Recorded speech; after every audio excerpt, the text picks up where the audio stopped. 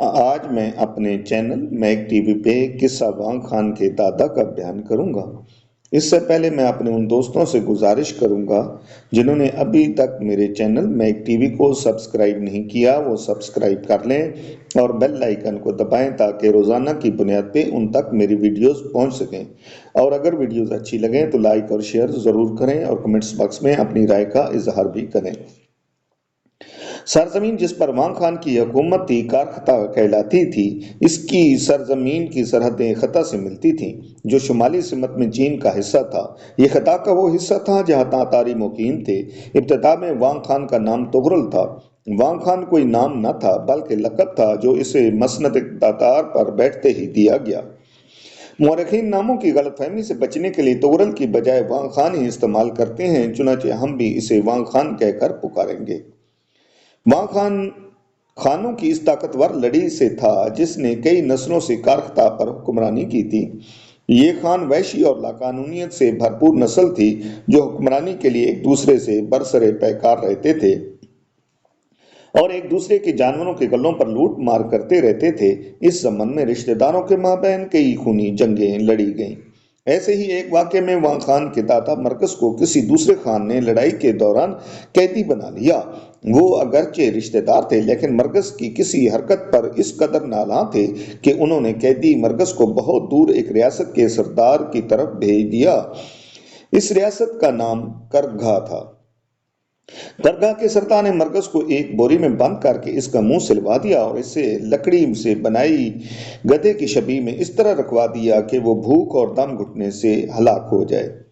جب مرکز کی بیوی کو اپنے خاوند کے ساتھ ہونے والے ظالمانہ سلوک کی اطلاع ملی تو سخت غصے میں آ گئی اور انتقام لینے کے درپے ہو گئی۔ وہ رشتہ دار جس نے مرکز کو قیدی بنایا تھا وہ کرگھا کے خان کی طرف بھیج دیا تھا۔ کبھی مرکز کی بیوی کا عاشق رہا تھا۔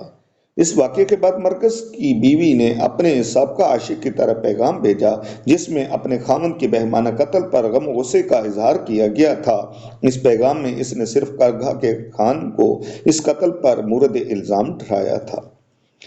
اس نے یہ کہا کہ وہ اس کے لیے ایک تڑپ سینے میں رکھتی ہے اور اگر وہ اس کے لیے ویسے ہی محبت بھرے جذبات رکھتا ہے جیسا وہ کبھی رکھتا تھا تو وہ اس سے شادی کر کے اس کی بیوی بننے کو تیار ہے۔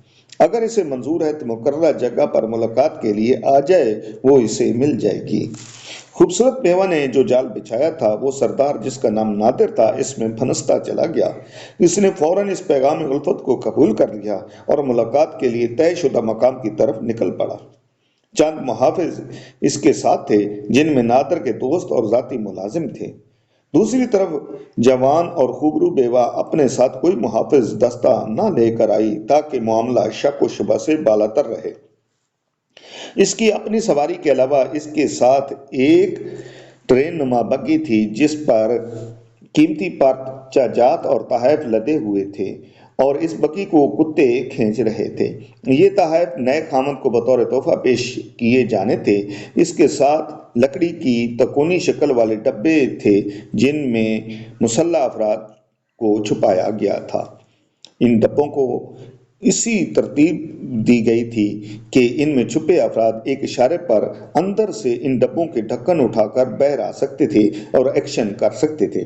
اس عورت کے پاس نشہ اور شراب کی ایک کثیر مقدار جو منگول اور تاتاری ان دنوں میں بنانے اور استعمال کے عادی تھے۔ جو ہی دونوں پارٹیوں کا ملاقات والی جگہ پر آمنا سامنا ہوا، جوان بیوہ نے اپنے عاشق نادر کو ایک خوشگن مبارک دی اور اسے اس کے ساتھیوں کو کھانے میں شریک ہونے کی دعوت دی۔ دعوت قبول کر لی گئی۔ تحائف کے منہ کھل گئے۔ دعوت میں شریک مہمانوں کو شراب کی کثیر مقدار پیش کی گئی جو ان دنوں کی محفلوں کا عام دستور تھا۔ جلد ہی تمام مہمان نشے میں سدھ بدھ کھو چکے تھے لیکن جوان شہزادی نے ابھی تک خود پر کنٹرول رکھا تھا تاکہ کسی کو شک نہ ہو۔ آخرکار وہ لمحہ آ گیا جس کے لیے تمام جال بنایا گیا تھا۔ شہزادی نے مخصوص اشارے دے کر لکڑی کے ڈبوں میں بند مسلح افراد بوتل کی جن کی طرح باہر نکل آئے اور نشے میں دھت مہمانوں کی طرف لپکے۔ جوان بیوہ نے اپنی کمر کا سے خنجر نکالا اور نادر کے عین دل میں پیوست کر دیا۔ نادر کے ساتھی نشے کے ہاتھوں اور یکدم پیش آنے والی حیرانگی کے ہاتھوں ایک دم ناکارہ ہو کر رہ گئے۔ ان کی طرف سے مزاحمت برائے نام تھی، تمام کے تمام قتل کر دیے گئے۔ انتقام سے فارغ ہو کر مرکز کی بیوہ نے اپنے آدمیوں کو اکٹھے کیا، نقلی تحائف دوبارہ پیک کیے اور گھر واپس ہو لی۔ اس طرح کے کئی واقعات اس دور کی تحریروں میں مرقوم ہیں جن کی صحت کی تصدیق یا انکار نیم وحشی قبائل کی طرز زندگی اور عمل سے ہوتا ہے۔